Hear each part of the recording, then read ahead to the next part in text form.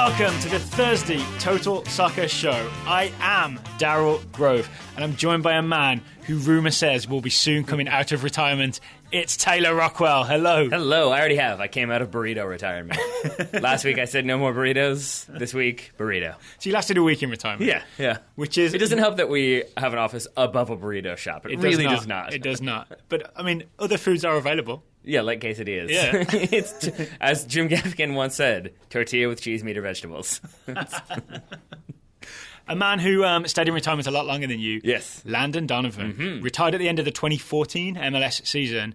The rumour today, which I think is now crossed over into being an actual story, Landon Donovan is coming out of retirement to play for LA Galaxy. The LA Galaxy, yes. I apologise. It's been a frantic scramble to see who can confirm it the most strongly, is how I'm going to say it. So before we sort of analyse this move, let's backtrack to how this all started, right? Sure. It's Blake C. Thompson, who we follow on Twitter, of American Soccer Now. He said, and other places, I believe, said, I have an unconfirmed news. I have unconfirmed news. I'm hearing reports, hearing rumors that Landon Donovan will come out of retirement to sign for the Galaxy. But he wouldn't say who his sources were, right? Correct. Because the sources were Landon Donovan. Probably was, right? Landon Donovan and Landon Donovan's agent. And maybe Bruce Arena? Probably, yeah. Right? And then, multiple journalists sort of rushed to confirm it. I assume that means they called Landon Donovan said, is this true or not? Because so many people do seem to have access to him for any number of reasons. Yeah. Like one of those... Well, if you're Grant Wahl, for example, you've been around US soccer and MLS so long, he must be friendly with Landon Donovan, right? And he absolutely has his cell phone number. And he absolutely sent a text to him being like, what's up, man? Yeah. Same thing with Stu Holden. Stu Holden was the other one who was like, I can also confirm this is being true. And I was like, gee, I wonder how you can also confirm that. Isn't it interesting that everybody uses very journalistic language when they really could say, I called Landon and he said yes. Yeah, like I slacked him. I group me'd Landon. I do like to think that former U.S. players are all in one big group me. There's one retired national team players Slack group. Yes. And one for current ones. Yeah. And now Bedoya and Winalda have their own separate exactly. conciliatory one. So shall we talk about this move then? Sure. Why is Landon Donovan coming out of retirement for the end of the 2016 season? I mean, it sounds like basically he's kept himself in shape. He's still around the game. He still lives in California, and the LA Galaxy maybe needed a player. I think it is as simple as that because Jesse Zardes, broken foot, out probably until the end of the season. I think Steven Gerrard and Robbie Keane have picked up recent injuries. Galaxy is struggling a little bit. I went back and looked at their form, right? They tied Real Salt Lake. Was it last night or the night before? They beat Columbus Crew before that. Before that, there's a 7-game winless streak, which is mostly ties and one defeat to FC Dallas. So not great. Not is great. What we're getting at. Playoffs are coming up. They need reinforcements. Landon Donovan's available. Bruce Arena obviously has a long working relationship with Donovan. I think there was just a thing of, hey, we need players. Would you be interested in signing? Yeah. Also, some roster space just opened up and some money just opened up. That's the thing is that was the other part of those reports was that it all seemed to be contingent upon Nigel de Jong leaving, which maybe now makes more sense why they were quick to rush him out the door. Yeah. Still doesn't explain why they were quick to... I think that was MLS, actually, not the Galaxy. It was definitely MLS, not the Galaxy, who did that kind of terrible why Nigel de Jong is leaving video. Did you see that? No. Oh, it started a whole feud on Twitter because then people were like, do you have fun making this one LA Galaxy? And they were like, we were not involved in this. Like, what was in the video? It was just a very, weird... It was a league... Was it a collection of horror tackles? No, it was just sort of like, why is he leaving? And he only scored one goal in all of his appearances, leaving out the fact that he's a defensive midfielder who doesn't score goals. It was just kind of like a very propaganda-y, this is why he's leaving. It would be the same thing as if, say, Zlatan left PSG and Ligue 1 did a whole video about why Zlatan was leaving and how it was kind of good. I see. So it was just a weird PR thing. But regardless, that's maybe why he was so readily shipped out. Yeah. Not just that he would have had to be a DP next season, probably based on appearances. So, and that wasn't there was either a contractual deal or a handshake promise that I think we're going to pay you $500,000 this season. But next season, you'll be a proper DP. If you play 23 or 24 games, and he'd already played 16 or 17 with 9 games remaining, something like that. It was basically they were going to have to bend over backwards to not have him meet that requirement. And so now they haven't. And then we can assume that frees up $500,000. I think that's probably including some pay down, like TAM type money, right? So what do you call it? Target allocation money? Targeted, yeah. So probably that's what Donovan's going to get paid, or a portion of that, for the rest of the season, right? Because there's salary space, roster space, Landon Donovan space. I think he needs money. He really may have... I compared this on Twitter to Paul Scholes coming back from Man United, where it's sort of, he's kept himself in shape, he doesn't... maybe doesn't really want to be retired anymore. He feels like, because the reason why he retired is he cited that he was burned out. Yeah. It's the same reason he went on sabbatical from the U.S. national team. Do you think he's unburned out? Yeah, I think so. I think my guess would be it was probably, like, this is complete speculation, have no information, but I would not be surprised. You don't have sources? No, but I would not be surprised if he had lunch or dinner with Bruce Arena. And he was kind of like, yeah, man, I feel really good. Like, I feel kind of back up to it. He's like, well, how up to it do you feel? And then that kind of conversation went from there. And that would be my guess, is that he could well be playing for very cheap and just sort of, I want to get a run out. That said, he could also be getting $400,000 to come play for a half a season. Doesn't this kind of weirdly seem like, based on the last few years, classic Landon Donovan, in that he really has changed the way, or has done it differently to the way a regular professional does it. He plays where he wants. That sabbatical and that trip to Cambodia, and then, talking about mental health. These are things that professional players usually don't do. And I don't know if we agree on this. I'm not sure if we talked about it, but I'm broadly in favour of soccer shouldn't be a thing where you've signed a contract, you must see it through, you must play. I feel like if you need a mental health month, week or year or whatever, I think a soccer player should be allowed to take that just as much as anyone else. Yeah, I mean, I think it depends on, the circumstances and the situation. I understand why he did it at the time. I think it would only be different for me if you, not trying to throw any shade anyway, but like if you had other obligations and you're just like, yeah, I need some time off to go fulfill these things. Sure, the playoffs are coming up, but I want to go do my book deal. So, like, you could see those moments. If it's something else commercial, it's not as acceptable. But if it genuinely is that you just feel burned out and you need to do something else, or you're depressed or whatever, I think you should be allowed to take your time off. Yeah, I mean, and that's what it was, right? Like, he went to Cambodia and volunteered and he did his own Cambodia thing. was actually only a couple of weeks, but people really hung on to that part of the story. Yeah, I think so. Yeah, I guess it wasn't the Jesse Marsh thing where he traveled around the world with his... It was Jesse Marsh who did that, right? With his family, Yeah, traveled around, stayed in hostels and did all that good stuff. So I think it's not surprising. I think what has been surprising for me is sort of the reaction that has been like, oh my gosh, this is amazing. I don't know what it says about the league, but it's amazing. And like I mean this sincerely. Like, I would not have been surprised if he had like gone and trained with Sunderland. Because he has that existing relationship with David Moyes. Like, I feel like Moyes would have been like, yeah, I remember how good he was. Sure, let's see what this guy can do. Like, I think it's just about he's a good player who probably still has a little bit of gas left in the tank and wants to play. But then I think there's more pressure, right, to go play or train with Sunderland in the Premier League. But for LA Galaxy, where it's like his home and his spiritual home, I think it is a tempting thing to be like, yeah, I'll play half a season. I feel good. I'll give that one more go while I still can. Oh, no, absolutely. There's basically less pressure to do that than to have a whole season and everything that goes with it. Right, but what I'm saying, though, is that if he had accepted, like, David Moyes is at Sunderland now, he remembers how Donovan was, he calls Donovan. Donovan says, yeah, I've still got a little bit left. Like, why don't I come out of retirement and do some training and we'll see where it is? Nobody's going to be like, oh, that's how bad the Premier League is now. They're calling players out of retirement. Oh, so you're talking about people saying that the fact Donovan's allowed to do this suggests something about MLS. Yes. To me, the only thing it suggests about MLS is that it's hard to get moves done, even for the LA Galaxy, who famously can get moves done. Right? It's still hard to find short-term, big-name replacements for Zardes, Gerard Keane, especially because of Zardes' injury.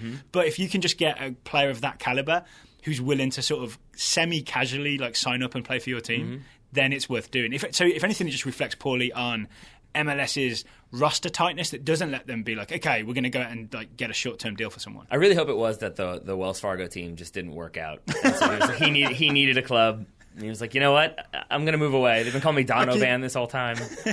I keep laying on goals for Hat-Trick Rick, and he keeps missing. I'm not sure how he got that nickname. But I bring that up mostly jokingly, but a little bit to say, I don't know how MLS works, and does LA have to pay compensation to Wells Fargo's team? Does Wells Fargo's team get first right of refusal? I don't know how it works. And do they only accept it via SurePay? Almost certainly. You know what I mean? We both had that. We were both like, what? Because we got a tweet. I can't wait to hear your opinions on Donovan. We hadn't seen that news yet, so then we Googled. And we were like, no way. Is that allowed? Who has this rights? How does this work? So it's still, I would say, the only aspect of it that I think reflects poorly on Major League Soccer is that one of our reactions was, well, how does it work? What comes next? Does he have to do some sort of re-entry thing? Are there rights that have to be dealt with? I do know, I think I read on empireofsoccer.com, run by Dave Martinez, that there's a roster close date in MLS, different to the transfer window, a roster close date of September 15th. Yep. So they just have to get it done within literally the next week for him to be added to the roster. I know when he retired, he was a Galaxy player, so I think either he's a free agent or they still have his rights. Yep. So either way. Yep. And even if technically he should go through the allocation order, that's not going to happen because he's not going to be willing to be like go through the order and be allocated to whoever's top and end up playing in Vancouver or somewhere. He's not, right? The only way this happens is if he goes to Galaxy. So you can say to MLS, either we figure out a way for him to play for Galaxy or Donovan's not coming back. And I think the league will say, yes, let's have that, because then everybody's going to watch Galaxy versus Orlando, for example, because they want to see Donovan back in the league. Except there's no way he's going to, who knows these things, but there's no way he plays that game, right? It's pretty soon. Yeah, and it's not even confirmed yet. They're saying it will be confirmed either today or tomorrow. It's reports are it's a done deal, but like we haven't had the official unveiling. Right. Maybe he's there on the bench. Maybe he's there in the stadium. I don't know. And you say he's been in shape. I mean, I don't know what sort of how close to match fit he is. Yeah. I can't imagine that close. Nor can I. Not enough that he could immediately overtake a player like, I don't know, Husidic or someone who's actually in the first team right now. Right. And I wish more than anything that ESPN had Ruud Gullit on to explain the ins and outs of this deal, and they're like, Ruud, so there's this, there's Tam, De Jong, how does it all work? And it just got to him, and he's like, I don't know, get somebody else. That's it.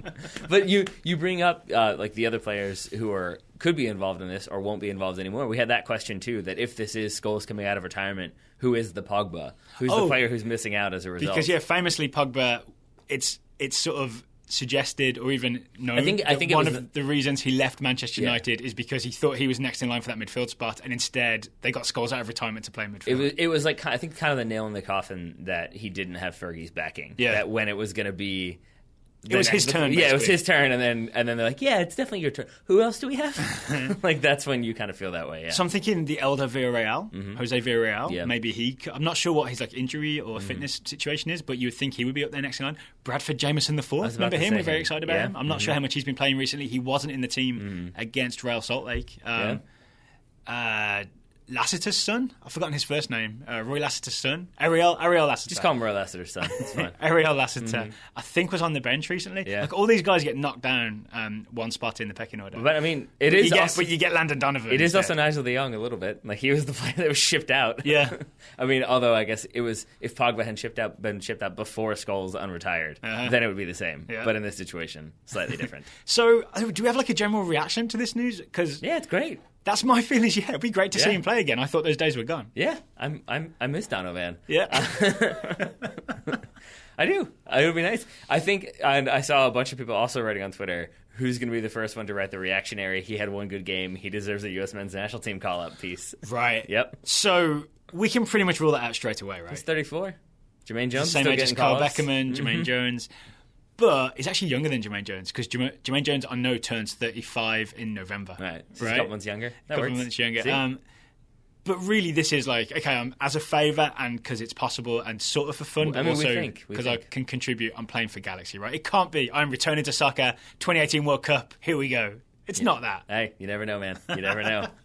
I'm sure Klinsmann would love that. I'm sure he wouldn't. I mean, you never know. Has a strong remainder of the season, has a strong postseason. Yeah. Maybe he makes Camp Cupcake. Landy Cakes at Camp Cupcake. Wow. What could go wrong? So there you go. That is your Landon Donovan news. I'd say keep an eye on it and see. There's going to be an official signing and announcement at some point from the LA Galaxy. There will be. In the meantime, can I just say, I never knew that was derogatory is the wrong term, but a negative term for Donovan until you told me that it was. I just thought it was a sweet nickname. And you're like, no, it's a reference to him being soft and not being a tough guy. Not something I agree with, by the way, but that is is why he got that nickname. But I use it as a term of endearment, not as a term of he's soft. It's no, he's Landy Cakes. He's a good guy. I like him. I've talked to him. He's a good guy. Couple more things on today's show. Mm-hmm. We can't not address the Megan Rapinoe news. We can't not. If you've been living under a social media rock, here's what happened. I'd say a media rock. I don't know what that is. 2 NWSL games ago, Megan Rapinoe took a knee during the National Anthem in solidarity with Kaepernick. Mm-hmm. Kaepernick, I apologise. Yes, it's all about astronomy and astrology. I keep getting confused with Copernicus. Yeah. The sun and the stars, all that good stuff. And then the next game was away to Washington Spirit. Yep. Washington Spirit deliberately played the anthem too early so that Rapinoe couldn't take a knee. While the teams were in the locker room. Yeah, couldn't take a knee during the anthem. Yeah. So we don't want to get too deep into this, right? No. Except to say, we've discussed this off air. We are in favour of Megan Rapinoe being allowed to protest. If you want to protest, you should be able to protest peacefully.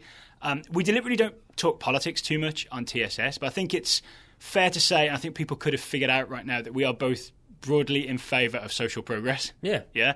Broadly in favour, sure. Especially peaceful social protest, progress via protest, which is what Megan Rapinoe is doing here, okay? So we don't need to get too deep into that. No. But it did spark a weird side conversation right here in TSS Tower about why there's a national anthem before every sporting event. Because this is still strange to me. To me, the national anthem in England is only before an international game and before the FA Cup final, and that's it. So it's really odd to me that I go to a Squirrels baseball game or a Richmond Kickers game and there's a national anthem. And there's a national anthem before every NWSL game. Right. So we did a little bit of research on this one. Yeah, because I didn't know the answer either. Can I just say, did it strike you as weird that I thought it was weird? No, because I think it's one of those... We've talked about this many times on the show. It's something our wives both bring to watching soccer, is a thing that you just assume is normal and is normal because everybody does it. When you're asked that question of but why? It's like a little kid, But why is the sky blue? And you're like, it just is. I don't know. It's what we do. Patriotism and flags. So I had never really thought about it. So we did, and a lot of other people have. You can Google it and you'll find lots of different articles. But it's essentially, it goes back to the 19th century when it became a popular song, the national anthem, and sort of, I guess, Casey Kasem was reading it out on whatever their equivalent of the radio was at that time.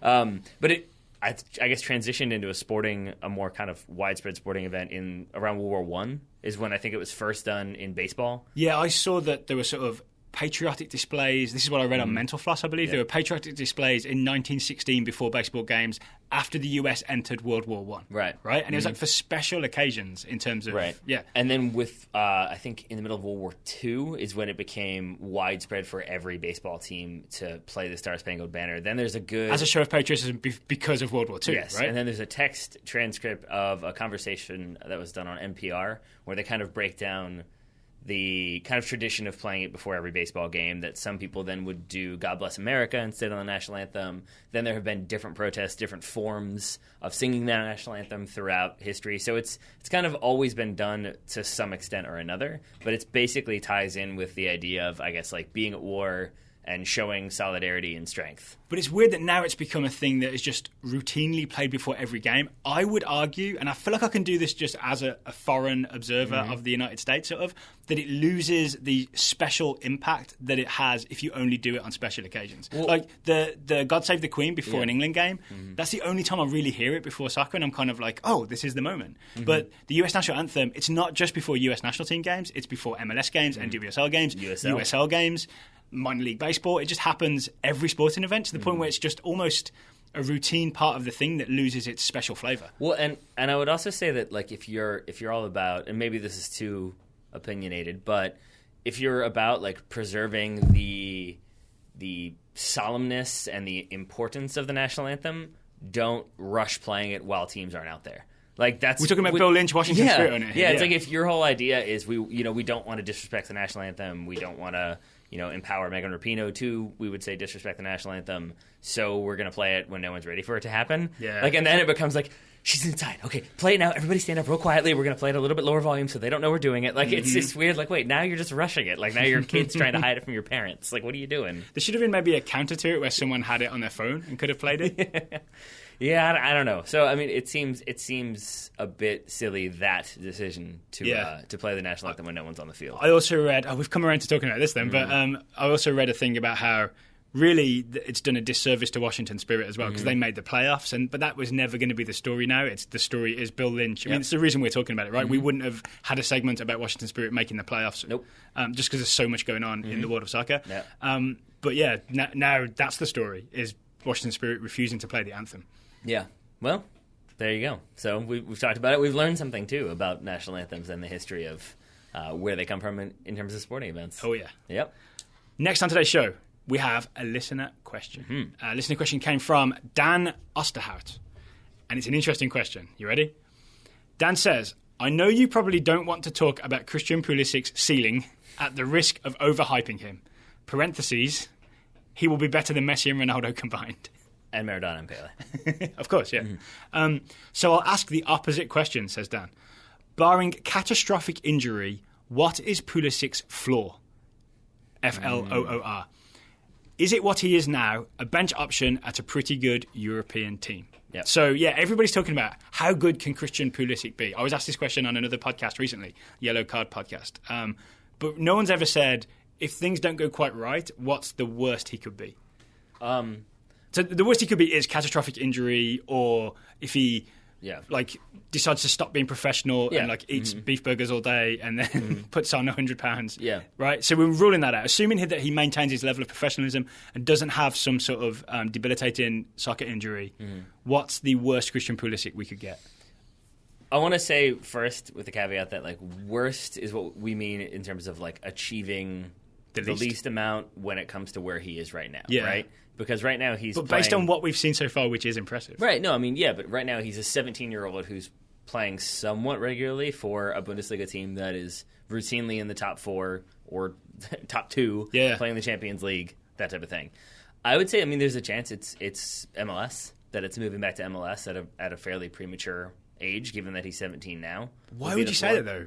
Because based on what we've seen so far, I'd already say if he came to MLS, he'd maybe be one of the best players in the league. Yeah, but I think, okay, then I guess, so you're saying floor from a, talent level standpoint? Yeah, because you've got to assume there is, we've seen the level of talent and the level of smarts, right? We've spent a lot of time on the Trinidad review show talking about how smart we saw Pulisic being. I feel like a guy with that much talent, with physical capabilities in terms of pace and strength, and with the soccer brain he's got, the floor surely is in Europe somewhere. Yeah, well, so I guess the way I see it, and now I see what you're going with, the way I was seeing it before was this idea of like his career trajectory and narrative. Yeah. And what I meant by that was I could see it being he gets a big money move to a big club, but he's still 18 or 19 at that point, so he's not necessarily in the first team. Yeah. His development stagnates, and then he moves elsewhere, and then he ends up in Major League Soccer, where he's still good, but he's definitely not that 17-year-old phenom that we saw him be when he was 17. So we're imagining it be like the move to Stoke or Liverpool went through this summer, or maybe goes through next summer, but then he doesn't start for them either. So then he gets loaned out to another club, but then it becomes about he's got to build himself up physically and be ready for the rigors of the Premier League or the Championship or something, and then it gets, then his development in terms of the way he plays, his vision, his technique kind of goes down, and then eventually it becomes, I say eventually, given that he's 17, it's when he's 25, he's not playing the way he wants to be, so then it's a big money move to Major League Soccer. So that's what I meant when I said worst, is that it's not to disrespect Major League Soccer and say he gets really bad and then he moves there. It's more well, there'd be a big market for him there. That's the thing, right? If he was looking to make big money, if his career went off the rails, he could still get a big DP move to an MLS team, right? And earn the most money ever. Certainly an NASL team, yeah. Oh, yeah. Yeah. So that's what I mean, but I think from your perspective with talent, that's a different conversation, because you're right that he's already proven himself to be such a quality player that I think it really does just depend on how much he continues to develop and emphasizes development versus the name of his club. Yes, I think that's true. Here's why I have trouble with this question. Not a problem with the question, but trouble answering it, is that we obviously see all these flashes of incredible talent and skills and quick thinking and physicality. But the fact is, your floor is the floor is what you've already achieved, right? And all he's achieved so far is to be a bit part player at a major team. He has never established himself as a first-team starter, and there should be no pressure to do that at 17, I don't think. Yeah, to the extent that when I first said that, I started to say he's a regular, well, semi-regular. Well, he starts every night. I didn't really know how to phrase that. So you're right. Yeah. So right, to me, that's his floor right now, right? We could find out that maybe if he plays a full season, maybe his legs, maybe he's one of those players that fades towards the end of a season. You know what I mean? All those things could still come to pass. Yeah. And sort of hamper his standing as a player. Yeah. It's depressing to talk about the negatives of Pulisic, because it seems like the sky is not even the limit right now. Yeah, and then I would say Pluto is the limit. Yes. Is Pluto a planet? I'm still not sure on that. I think it might be back in. I'm not sure. We don't know. Yeah. And I think that if you look at what he does well, though, for Dortmund, you could say, I guess, then the floor becomes he is a consistent but unremarkable starter and player for a decent Bundesliga side. Yeah. Maybe that's the way to go with it, because he can come in and play smart and execute a game plan and have moments of flash, but he's not constantly breaking people off and making highlight reels of, triple step over to Meg and then a bicycle and all that kind of nonsense. All right, well, here's the very interesting thing then. If that is his flaw, if we agree that that's his flaw, I'm not sure I do, because it's just a very hypothetical thing. It's impossible to define it precisely, right? But if that's his flaw, he's still a US national team player then. Yep. If he's a Bundesliga regular, he's probably still a US national team, at least in the level of Alfredo Morales. I was going to say, unless he changes his name to Alfredo Morales, then maybe less so. Maybe another way of thinking about this is not to think of a floor as how low can you go, but beneath the floor is a foundation, right? It's like, and it prevents you going possibly any lower, right? So maybe a basic guaranteed firm footing is not Freddie Adu. Because the thing I keep seeing, mostly on Twitter, is people saying, don't overhype Pulisic, remember Freddie Adu. And to me, he's already had the more impressive career in many ways. In that he's made those appearances for a European team and has shown that he can play team soccer as part of a system. That's the big thing, right? The criticism that was so often heard in regards to Freddie Adu is that he was a great individual flair player who had lots of skill and technical ability. He still plays. But didn't know how to play in a system, that he couldn't pick up on what was being taught, he couldn't pick up on game plans, and so he would consistently not execute what the coach wanted. That's why he would then struggle to make teams. Right, and so I think he's made us gun-shy. He's made us very scared of hyping young players because of Freddie Adu sort of not becoming the American Pele, as we were all expecting. And then that made us really scared to hype promising young players, especially, and probably rightly so, because there was no one who was really, at a very young age, breaking through at a really exciting big European team. Suddenly along comes Christian Pulisic, and he may be the sort of antidote to Freddie Adu in that he might be the first big player who looks like it's very possible for him to become a big star that everybody's talking about, not just us, right? Yeah, but I think it's also it's not even a comparable situation in my mind, because Freddie Adu was 14, signed by DC United, and that's very cool. Yeah. And it was when he made that jump to Benfica, right?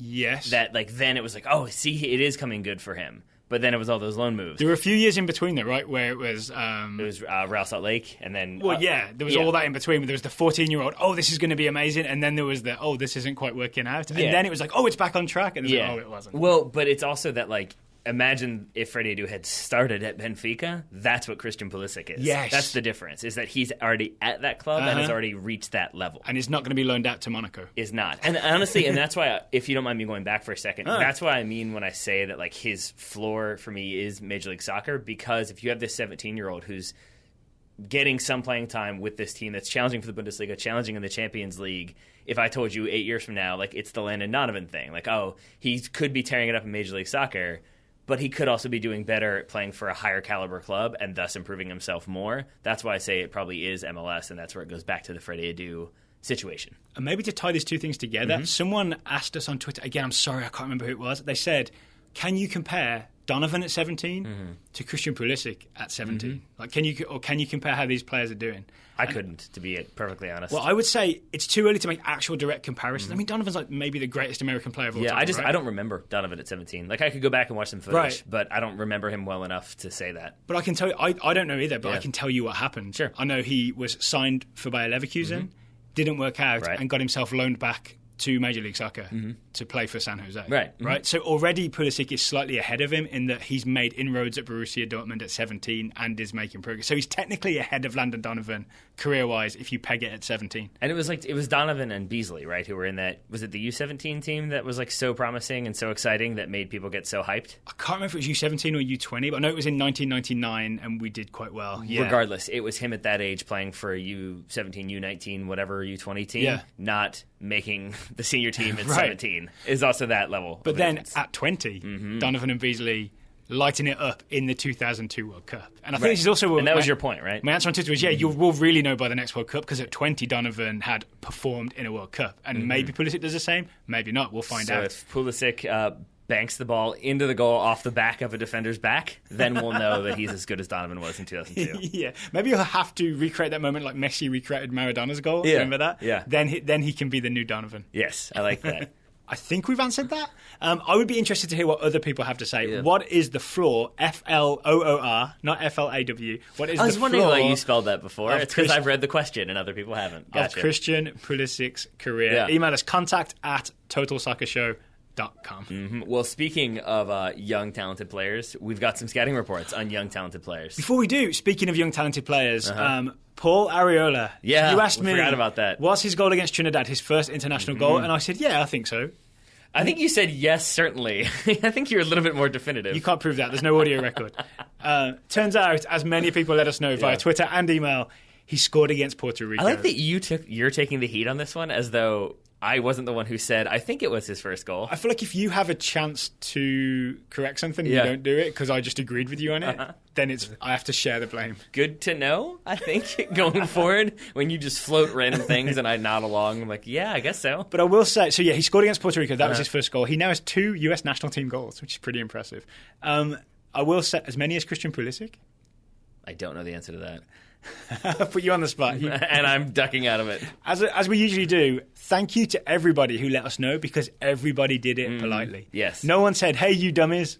Yes. You scored against Puerto Rico. And while we're in the corrections department, yes, I'm aware, as I tweeted out before the show went out, that I conflated Legend of the Hidden Temple with Guts and the Aggro Crag. And I want to make clear, the Crystal Maze, the UK show, superior to Legend of the Hidden Temple. Legend of the Hidden Temple, I think as I texted you, basically just a second-rate children's playground with some fake plants. I'm still confused by Crystal Maze. Was it a kid's show or an adult No, it's show? for adults. See, that's where I was thrown. Okay, because I saw that, I was like, those are big kids. Better production values, I'm pretty sure. Yeah, Those definitely. are big kids. Yeah. With a very creepy host, though. That man wrote the Rocky Horror Show. Rocky Horror Picture Show? The Rocky Horror Show, I think, was on stage to begin with. Became the Rocky Horror Picture Show. I got you. His name's Richard O'Brien. I think he has a role in it as well. I've never seen either, so I apologise, but I know it's famous. He plays in Richmond every midnight. Are you familiar with... so there was a loser in that competition, right, in Crystal Maze? People lost, right? Or no? I'm not sure. I think there was a thing where you accumulate points throughout, and that gives you a certain amount of time in the Crystal Dome type thing, where either cash money or tickets just fly around you, and you have to grab as many as you can, and that's how much money you get. First of all, anytime anyone says cash money, I immediately think of the record label that Juvenile and Lil Wayne were on. But second, I only ask if they were losers because that guy absolutely looks like, I think it's Shang Tsung from Mortal Kombat, who if your character loses, he sucks your soul out. And he looks a little bit like he's eating some people's souls. That's all I'm saying. I don't think Channel 4 allow you to do that before before the watershed. That's not how it works? Mortal Kombat not allowed? Shall we get to the Total Soccer Show Scouting Network? I suppose. Okay. Who have we got, Tyler? We've got, up first, Chris Bentley scouting Donny van de Beek. This is Chris's first report on Donny, and he says it wasn't a great report overall. Okay. Donny was called up to the provisional Dutch U21 team for their Euro qualifier, but didn't make the matchday squad. In addition, he was moved to the Ajax second team by new coach Peter Bosz. He had been getting playing time last season under De Boer. De Boer is now gone, obviously, so it will be interesting to see how Bosz uses him this season. So we have a downward trend for a TSS scoutee. Yeah, that's why I said I feel like I made that unclear. It wasn't a bad report. It was just not great news to report. Up next, we have a Liverpool player. Robert Griebel is scouting Ovi Ajaria, I believe is how you pronounce that, or is it Ajaria? Let's say Ajaria. I'm not agreeing to anything anymore. I know, it's your sidestepping responsibility. I've gone real quiet over here. Ajaria returned from injury and played the full 90 for Liverpool in a 3-1 win over Arsenal in the Premier League 2. Pop quiz, Taylor, what's Premier League 2? It is the reserve league, basically. Pretty much. It's the academy league, essentially, right? It's the under-23 league. Yeah. It's the old under-21 league. It's now called Premier League 2, and it's under-23 plus 3 overage players. Exactly. Which is the Premier League admitting that players over 21 don't have anywhere to play. Yeah, I forget who it was. Some team in there used their coach, their first team coach, as one of their players in a game. So there you go. Nicholas Wilwert up next, scouting Bense Mervo. Mervo had 2 goals in a Euro U21 qualifying win over Liechtenstein. He hit a nice instep volley for his first and had a solid header for his second. As I said to Nicholas in his email, yes, that first one can be called a one-timer, but it's a really, really pretty goal if you haven't seen the video of it. Bense Mervo plays for Hungary, if I remember my U20 World Cup. You got it. And it was a nice ball comes in, and then he insteps it, reverse shot sort of situation. Next scouting report is from Amy Sparks. Amy is scouting Pierre da Silva. We accidentally scouted Pierre da Silva a couple of weeks ago when Orlando B played against Richmond Kickers. Yes, sir. Amy says, a Google alert informed Amy that the US Under-19s are currently in Serbia competing in the Stevan Vilatic tournament. And 2, the 18-year-old OCB midfielder assisted on the US Under-19s goal in a 2-1 loss to Serbia. They then played France and lost there as well. Is this why you had that question on Twitter about why are Serbia so good at youth teams? Yes, because it was there was this report, then there was them winning the U20s. Then there's another one. I think they knocked the US out of that 2015 U20 World Cup. Yeah, right? And then I think they're doing well in U21 qualifying as well. Do you want if we talk about this now? Because I thought that was a fascinating question, but most people won't have sort of been privy to it. Yeah. So you asked basically, why do they keep winning youth tournaments and performing really well in youth tournaments, and then the senior team isn't quite as good? Or making youth tournaments. I mean, because I think people took that, and that's not how I meant it. It's like, oh, they're winning everything, so why don't they win at the senior level? It's more like, to win a tournament, yes, I understand that it's about like how you manage your team, and it's not necessarily that you're playing your best players, but it is that you're consistently making these youth tournaments, playing well in these youth tournaments. So then why, if you have then all these young players coming through, isn't that transitioning to the senior team? And we did get some good responses. We got various answers, right, including like politics of the first team, which I guess is probably true, but we don't know the details, so we can't get into it. Right. Politics of the federation, yeah. But we did have one Serbian listener say, and he made clear that he was Serbian, it was okay for him to say this, that there's a saying in Serbia that your nose exists to stop your eyes fighting. Meaning there are a lot of arguments. Yeah. But the answer that kind of jived with me was that Serbia are one of those nations that takes youth team football very seriously, and therefore, like the U20 World Cup, you select your best U20 players. Right. So if there's a 19-year-old, like say, was it Zivkovic, who is like eligible or possibly a player for the senior team, he plays in that youth tournament. Yeah. So this would be like if the US sent Christian Pulisic to the next U20 World Cup, right? So which they probably won't. They will not. Yeah, almost certainly. And so then you've got that mentality. Then the mentality you're talking about with the politics, with it's tough to get rid of certain players. It's tough to have people who are still eligible, who are still very popular in Serbia, to kind of ship them on and bring in the young 21-year-old. And so you end up maybe hanging on to players too long. All right. Oh, back to Pierre da Silva, because that's where we started. Yeah. Thank you, Amy, for the report. Yeah. So our take on Pierre da Silva was very, very, very talented. But never quite provided the final ball. We saw him beat 2 or 3 Richmond Kickers players, and then like fail with the pass. Like his pass would be blocked. Sounds like he's maybe fixing that at least at U19 level, because he got the assist in a 2-1 loss. Yes. Up next, Will Robertson scouting Weston McKennie. Hey. Will said Weston is off to a fast start in his debut with the Schalke U19s. He scored and had an assist. Will also says he feels weirdly like a proud father and is very excited to be scouting McKennie. Yay! All right, Americans at Schalke U19s. It's the team to watch if you're a US fan. Right? Schalkerica? I don't know what the portmanteau of Schalke in America would be. United Schalke of America? Terrible. Both of our terrible, ideas. but better than Schalkerica. So it all needs some work. Yeah. All right, final report comes from Matthew Shea. Matthew Shea is scouting Alessio Romagnoli, the Italian defender, who I was very excited about when I saw the footage.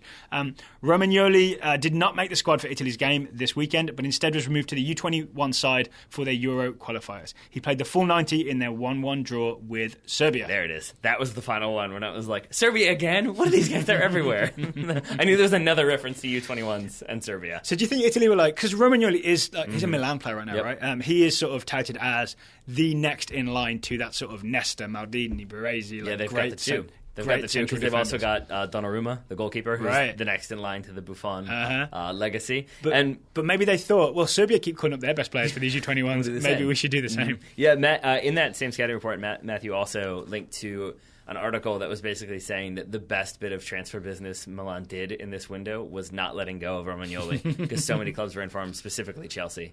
And so the fact that they've held on to him should be good for this campaign. Isn't it better for him as well to spend another season playing first-team football, especially for a club the size of Milan? Yeah. And I know they're struggling a little bit at the moment, but that means you get to play for that big team for a whole season, as opposed to being in and out of the Chelsea team. Or, if maybe it's his dream to be on loan at Vitesse, in which case Chelsea are ideally positioned. We know a place that can make that happen. Somehow more ideally positioned than Vitesse to make that happen. Did we get a scouting report about Matt Miazga? I don't know. I believe we did, but we didn't make it the cut for this show. Maybe we'll get to Matt Miazga's loan move on the next show. Sounds like a plan. Because we'll be back on Friday. The show's going to be released late Thursday, previewing the Manchester derby and with some more scouting reports. Is plan. Quick note on scouting reports. If you would like to support the Total Soccer Show, you can do so by signing up for the Total Soccer Show Scouting Network at totalsoccershow.com/subscribe. If you would like to support Total Soccer Show's advertisers, thanks to Neil, we had this idea to list our advertisers on our website so that you can use the discount codes that advertisers have provided us. If you want to support us by shopping at Fuji or at Roughneck Scarves or at Mack Weldon, you can go to totalsoccershow.com/advertise and you'll see the websites you can click to and the coupon codes you can use to get the discounts and prove that you found the products through Total Soccer Show. Indeed. Taylor Rockwell. All that remains to say is thank you for coming out of retirement. I hope you'll stay out. Yeah, we've been talking for about 30 minutes or so. I'm kind of tired. I feel a little burned out. I need a break. I'm going back on retirement. Okay.